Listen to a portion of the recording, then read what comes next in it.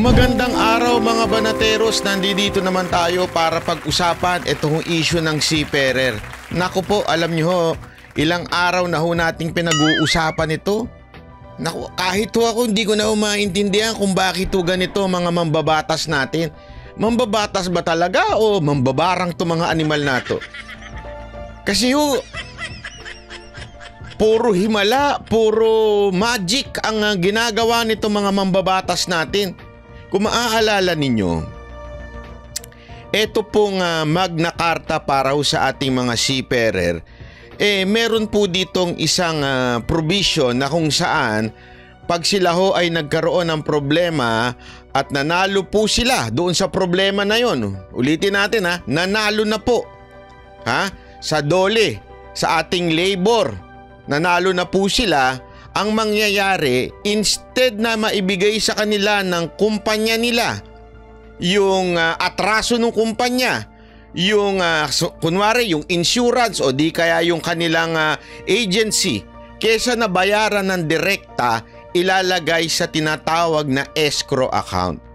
Etong escrow account na ito, habang naandyan yung account, pwedeng mag-appeal yung insurance company o di kaya yung agency sa korte at paglalabanan pa yun. At minsan, at kadalasan pala, hindi minsan, kadalasan inaabot ng mga 10 taon mahigit.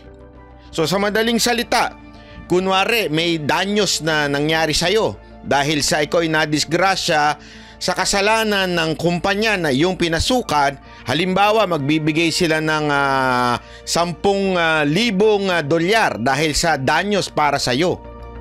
At sinabi ngayon, napatunayan sa DOLE, oo, tama nga, dapat kang bayaran ng kumpanya mo ng 10,000. Alam nyo, ang gagawin ngayon itong kumpanya na to, i-a-appeal nila sa korte. So yung 10,000 na yon, hindi mo na makukuha noong nadisgrasyang seafarer. Ito matindi. Ito malupit talaga. Ay nga napaka-animal malamang sa malamang, hindi na mapakinabangan yung 10,000 na yon dahil aabutin na ng kopong-kopong. Talagang sobrang tagal na. Minsan pa nga, hindi lang 10 taon.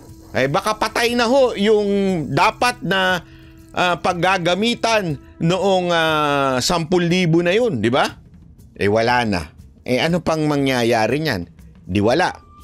So napo na ngayon, etong pinaggagawa nitong kamera na ito, itong House of, House of Thieves ba ito mga ito? Etong kamera, napakatarantado talaga ho. Yun ho yung nilagay nila. Ngayon, tinanggal ho nila yan. Gumawa ho nitong pinalitan yung pangalan. So, napalitan nila yung pangalan. Pero akala nila lulusot pa rin. Yung pangalan na escrow, pinalitan lang ng iba. Pinangalitan ng iba, napuna natin, at nakarating daw di umano dito sa mga mambabatas na ito. Sabi nila si Banat Bay, binabanatan tayo. So dahil doon, di umano daw, sabi nila babaguhin na lang natin yung pangalan. Ito na naman sila. Through the bycam, ibig sabihin yung House of Thieves, House of Thieves tuloy. House of Representatives. Mali. Etong house, of our representative, itong House of Representative at etong Senado, nag-bycam sila, nag-usap daw sila. Nag-debate daw sila.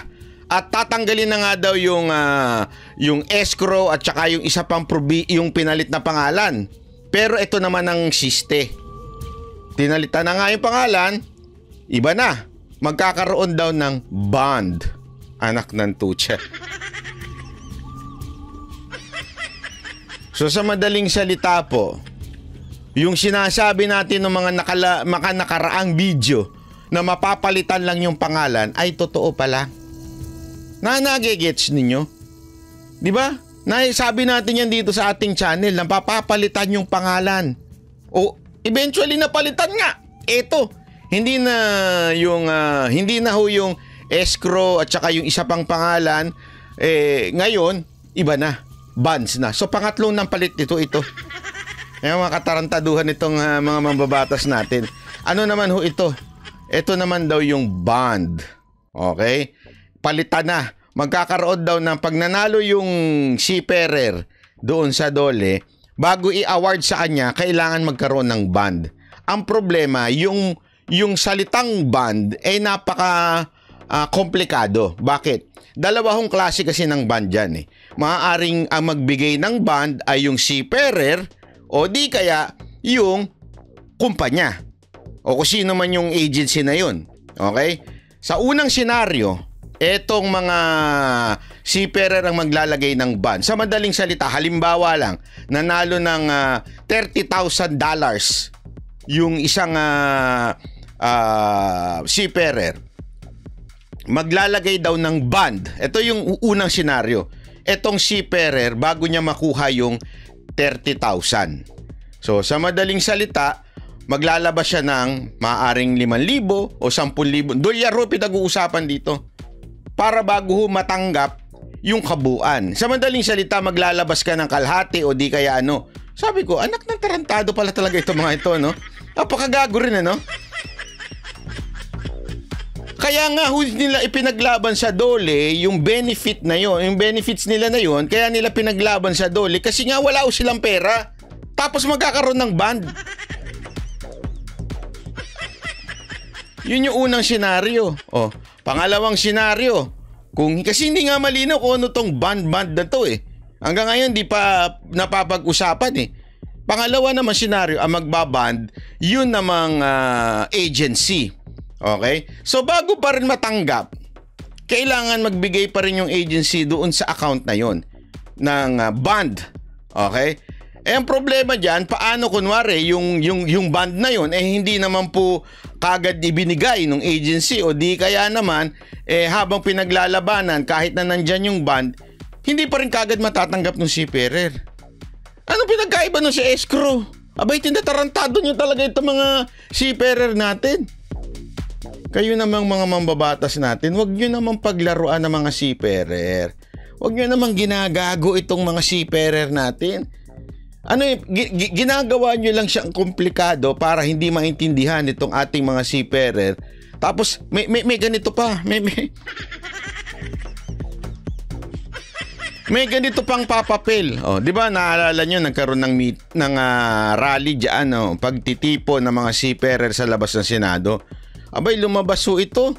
At akala mo panalo, akala mo talagang fighter. Pinaglalaban ko kayo. Lumabas siya, tingnan nyo kung ano sinabi niya, ha? O, pakinggan nyo lang, pakinggan. O. Tayo na po, hindi po ako ganap ang ating tagumpay laban doon sa pinaka-binabantayan nating provision na tungkol po sa escrow account.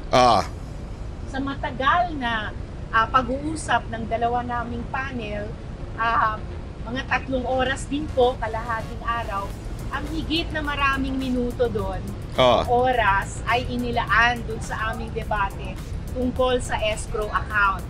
Kalaunan ay tinanggap po ng mga kasama sa House at Senate, tanggalin na yung reference explicitly sa escrow account. Yung fiduciary na yan. So doon pala ang tagumpay. Kunwari, tagumpay na tayo doon. Tagumpay na. Papapil na ako sa inyo. Tagumpay na tayo. Ayos na yan, manalo na. Wala na escrow, wala na fiduciary. Tagumpay nyo na po iyan. Tuwan-tuwa naman. Okay na. Bakit mo binabanatan-banat? Wala na nga yung fiduciary na yan. Wala na yung escrow account na yan. Pero ito, tuloy. Ano yung kasunod? Ito, kasunod. Pero, at ito po yung bahaging hindi pa ganap. Pero, datapwat subalit. Yan ang mga mahihirap. Pag dinagdagan mo ng pero, lalo na yung mga jowa ninyo nagloloko, kunwari, nag-sorry, kasi nagloko lang ako kasi ganito eh. Pero pag dinugtungan niya ng pero, naku po, mag-ingat ka na sa kasunod. Ha? Bakit? Baka mamaya bumaling ang sisi sa'yo. Pero kasi ikaw kasi di mo ako pinagbibigyan pag kinalabit kita. Ikaw ba may kasalanan? Kapak ng tarantado talaga ito mga... Eto, may pero din si Ontiveros. Pero, ngunit datapot subalit, ano yon? Yung ating tagumpay sa mukhang tatagal pang proyekto natin na magkaroon ng pinakamaayos na bersyon ng Magna Carta of Seafarers at matupad ito ng ganap at maayos. Ano nga? Ay may naipasok sa BICAM version na bond. Bond! Patay tayo dyan. Na ilalaan kapag ka ang isang kaso na una nang napanalunan ng seafarer ay aapila ng ship owner. Tapos? At doon po kami tumagal ulit sa pagdebate. Bakit? Dahil tanggap din naman po ng mga kasama ko at mga counterparts namin sa kabilang kapulungan na hindi naman pantay, no? Hindi pantay ang advantages ng seafarer sa ship owner, lalo na pag pumasok sa appeal process sa isang kaso. Di hamak na mas kaya ng ship owner magpa-appeal, tumagal ng 1, 2, 3, higit pang taon, kung saan ang alam po natin, ang bond, taon-taon po ay kailangan bayaran. Nako, anak ng wewe! Ayan na naman po tayo. So sa madaling salita, parang ayaw talagang intindihin ito mga mambubutas natin, ito mga mambabatas natin, ito mga seafarer. Kayo namang mga mambabatas natin. Ang tanong ko lang ho sa inyo, ito lang, simpleng tanong ko lang ho sa inyo. Magkano ba talaga? Magkano ba talaga bigayan? Huwag na tayong paikot-ikot, tinatarantado niyo yung mga seafarer eh. Magkano nilagay sa inyo ng ako nagtatanong lang magkano nilagay sa inyo ng mga agency para talagang, ewan ko, hindi ko maintindihan eh, bakit ang lining ninyo, kampihan talaga yung mga agency? Bakit yung mga, ewan ko ba, hindi yung mga natin, ng kampihan natin, itong mga seafarer natin? Di ba ho? Napakasimple eh. Alam nyo, ito walang biro ho ito sa ibang bansa nga eh. Talagang pag yung mga tao pag may nangyari, kaya halimbawa sa ibang bansa mapa Japan o Amerika, may mga restaurant, lalo na yung mga particular, yung mga raw at saka kung ano-ano pa, bawal sa kanila mag-take out. Bakit? Kasi pag nasira ang tiyan mo, pwede mong idemanda yung kumpanya at malaking pera ho yun. Kaya napag-desisyon nila bawal na mag-take out. Ganun kasi sa kanila pinoproteksyonan yung mga customer nila. Ganun ho, hindi ho yung pinoproteksyonan yung mga business owner. Dito ho, parang ganun ang pinoproteksyonan dito yung mga business owner dito eh. Parang yun ang pinoproteksyonan nila na para atang, sandali. Bakit ba parang naipanalo na eh? Kaya nga hindi ko magets eh. Sana kung walang dole na didinig ng kaso nila, titingnan talaga kung may pananagutan ba yung kumpanya, kung talaga may pananagutan yung insura. Kaya ka nga kukuha ng insurance, di ba? Kaya ka nga may agency. Ano ho ba ang papel nila? Mangolekta, ganon?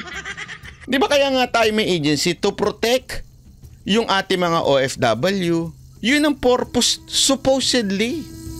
Yun ang ano nila eh. Kaya ka nga, halimbawa ako, manager, di ba? Ako po, halimbawa, nakipag-deal ako sa isang kumpanya.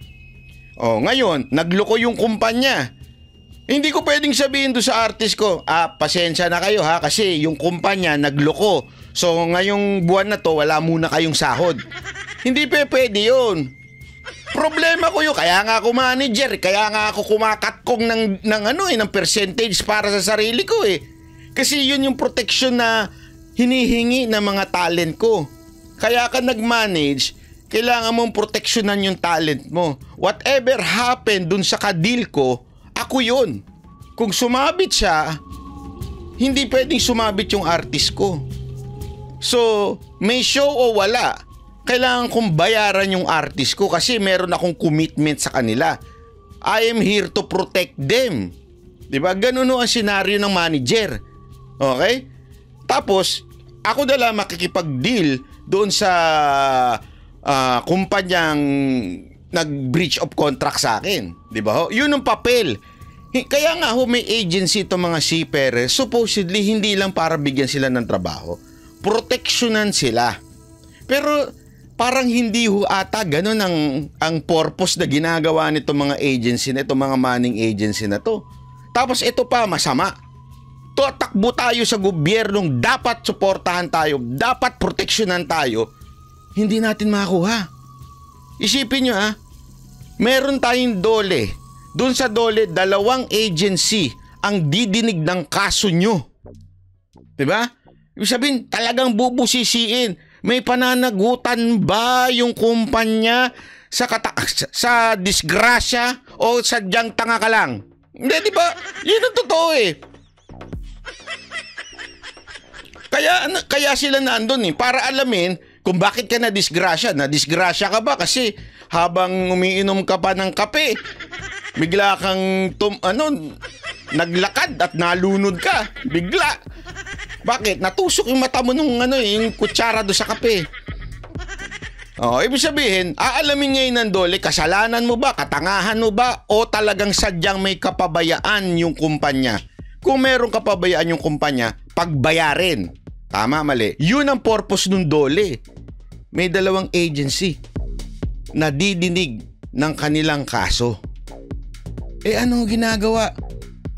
Pag naipanalo, paglalaruan pa nitong mga kumpanya at saka ng mga insurance company, agency, paglalaroan pa nila. Paano? I-a-appeal pa nila ngayon sa korte. Di ba? Patatagalin pa talaga. Alam na natin kung paano minsan hinihimas-himas yung mga dapat himasin yan. Di ba? Tapos, dapat tayo mga seafarer at tayo mga, sabi nga nila, tayong itong mga OFW bayani ng ating bayan, mga bagong bayani, dapat proteksyonan ng gobyerno. Sino ho yung gobyerno na yan? Ito nagbabalangkas ng Magna Carta. Itong mga mambabatas natin. Pero instead na proteksyonan nyo kayo mga mambabatas, pinaglalaroan nyo. From escrow account, naging fiduciary, tapos ngayon, bond naman. Abay, parang ayaw nyo talaga ibigay yung pera sa mga nadanyos nito mga kumpanya. Napaka-obvious na kayo. At ito, walang biro. It is really obvious na nilabi kayo ng mga manning agency. Napaka-obvious na may sunduan kayo dun sa mga ahensya. Magkano ho ba? Ako, nagtatanong lang ako sa mga congressman natin at senador natin. Bakit ang hirap ninyong proteksyonan ng mga seafarer? Tapos pagka kampanya, kayo mga OFW ang aming paglalaban. Sisiguraduhin namin ang benepisyo nyo, mga ulul. Ngayon, ito yung panahon na kailangan namin kayo. Yan ang sabi ng mga seafarer. Ito yung panahon na yun. Diba? Kaya nga, ito nga, alam mo sinasabi lagi ng seafarer? Pasensya na, Senator Tulfo Pero yun ang panawagan nila. Paulit-ulit nilang binabanggit yung salitang sinasabi nyo na over my dead body. Senator Tulfo, ilang beses nyo binanggit yan, over my dead body. Hindi ko papayagan yung escrow na yan. At ikaw naman, Congressman Salo, diyan, kasi ang chairman sa Senate si Rapi Tulfo at sa Congress naman, etong si Salo daw. Salo, Kong, pakisalo naman po ito mga seafarer natin. O baka naman iba ho ang nasalo ninyo. Yung totoo. Protection ba talaga ng seafarer ang iniisip ninyo o protection ng mga agency? Baka iba nasa luho ninyo. Sir, Congressman. Ang bihira. Ito tuloy pumapapil Tuwan-tuwa na yung mga seafarer natin. Yung pala merong bat sa dulo ito. So paano kung umabot sa 5 taon, 10 taon, posibleng makain po yung malaking bahagi ng kabuuang award sa seafarer, kahit pa kung sa huli ay siya ang manalo tulad ng dapat. So sa huli po, nag-manifest na lang po sa aking mga kasamahan sa Senado at aming pong counterpart sa House of Reps na okay, bilang isa sa mga may akda ng Magna Carta of Seafarers Bill, yung ating pong bersyon, ipirmahan ko yung BICAM report, pero isusulat ko po doon yung note na continuing reservation sa buong konsepto ng ban. Yun lang pala yung report niya. Pipirma siya na parang continuing reservation o kaya disagreement doon sa bond. Pero in other words, wala din. Nandun pa rin yung salitang bond. So from escrow, napunta na ngayon sa bond. Naku po, patay tayo dyan. Eto, pakinggan nyo itong seafarer natin, yung kanya sinabi. Napakaganda na sinabi niya. Ang sabi nga ni Congressman Salo, pwede naman kayong mag-ban. Pambihirang patis naman yan. Ay, naku Wala talaga. na nga kayong makain, magbaban pa kayo. Saan Oo. mo kayo may kukuha ng ipang baban? Bakit? Ito kasi si Congressman Salo Salo ng salo. Kaninong sinasalo mo ba? Sinasalo mo ba itong seafarer natin o itong mga, anong ba nasalo mo dito? Baka naman may nasalo kang iba at iba ang tono mo. Kami ginaganitong mga seafarer. Alam mo, manggagawa rin yung mga OFW kami, land-based and sea-based. Iban kayo, manggagawa rin kayo. Ibang sektor nga lang. So, yung benepisyo dapat ng mga manggagawa, dapat iparehas natin. Kapag ka nanalo ang kaso mo sa labor, dapat executory na to. Maybe it's not final kasi aabot pa yan sa Court of Appeals and Supreme Court. Actually, yan nga yung sinasabi ng iba. Kasi daw, paano kung nabayaran na? Halimbawa, nanalo sila sa dole ng 10,000 o sabihin na, ilagay na natin sa peso. Halimbawa lang, nanalo ng 200,000 sila. Itong mga seafarer. Tapos biglang nakipag-deal. Ay, sabi nakipag-deal. Sorry na. Mali yung term. Nagkaroon ng kaso kasi parang inappeal nila sa korte. Yung kumpanya inappeal sa korte na hindi naman kami may kasalanan. So, nabayaran na ng 200,000 yung mga seafarer. Tapos eventually nanalo. Okay? Nanalo yung kumpanya. So, ibig sabihin, ang sinasabi ng mga kumpanya, paano nyo ibabalik sa amin yan, yung binayaran namin? Ganito lang kasimple ho yan, Ganito lang kasimple. Huwag na natin pahirapan. Kayong kumpanya, magkano lang naman at iilang percentage lang naman yung nababaligtad yung desisyon. Ibig sabihin, pinaboran yung seafarer ng dole, tapos eventually binaligtad ng korte, ang tama pala yung agency, yung kumpanya. Ilang percentage lang yun? Napakaliit lang na percentage na yun. Okay? At kahit meron pa, ano ba naman yung 200,000 o sabihin mo na 500,000 na kailangan bayaran at ibalik sa iyo ng seafarer? O bigyan nyo ng pagkakataon-taon para maibalik sa iyo ng seafarer yun. Ano ba naman yun sa inyong mga manning agency na kumikita ng milyon-milyon? Pero baligtarin natin ang senaryo. Etong mga seafarer, nanalo na. Tapos may escrow account na andon ang tagal-tagal. Bago pa nila makuha kunwari yung ibinigay, sabihin nyo na ipanalo nila.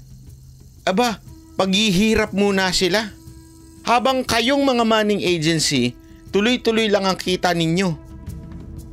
Sa madaling salita, sino ho ba mas financially na mas may kakayanan sa inyo? Di ba kayong mga kumpanya? So dapat kayo ang umintindi muna. Kahit pa paano at iilang percentage lang naman na binabaligtad ng korte. Iilan lang po yun. Ang talagang lagi hong na senaryo, pag naipanalo na sa dole, hindi na ho nababaligtad. Kasi binubusisi naman po yun. Kaya nga alam nyo, napakalaking katarantaduhan itong ginagawa ng mga mambabatas natin. Kaya sana, Senator Tulfo, yung over my dead body, panindigan nyo po yun. Naku po, magiging hatol sa inyo ng sambayan ng Pilipino ito. Pag hindi nyo na panindigan yun, ibabalik sa inyo ito pagdating ng panahon na kayo ay kumandidato sa kung anumang posisyon. Court. Pero bigyan nyo na. Kasi ano ibubuhay namin? Namin at sa pamilya namin. So yun lang, equality. After po ng NLRC o AMOSOP pa and then NLRC o NCMB, aakyat po yan ng Court of Appeals. At aakyat pa rin po yan ng Supreme Court. So, more or less, mga 15 taon na aabutin yan. Now, iwanan ko kayo ng tanong.